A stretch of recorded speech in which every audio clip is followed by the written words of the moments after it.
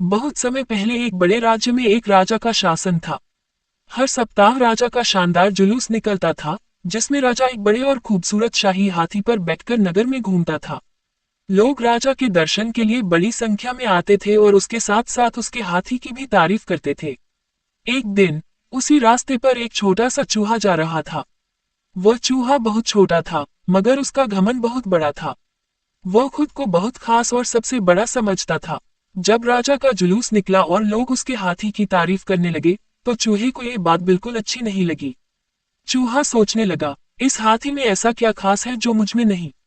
मेरे पास भी दो आंखें, दो कान, एक नाक और चार पैर हैं, जैसे इस हाथी के पास हैं। फिर लोग इस हाथी की इतनी तारीफ क्यों कर रहे हैं? क्या उसकी तारीफ उसके बड़े शरीर की वजह से हो रही है, या उसकी लंबी सूंड और मोटी चमड़ी की वजह से, या फिर उसकी छोटी छोटी आंखों की वजह से? ऐसा क्या खास है इसमें?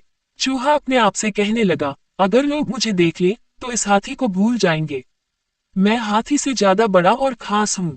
चूहे के मन में यही बातें चल रही थी कि तभी राजा के जुलूस में चल रही शाही बिल्ली की नजर उस चूहे पर पड़ गई।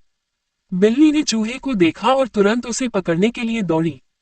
चूहा अपनी सारी अकड़ भूलकर दुम दबाकर भागने लगा। भागते भागते वह सीधे हाथी के सामने आ गया। हाथी इतना बड़ा था कि उसने चूहे को देखा भी नहीं।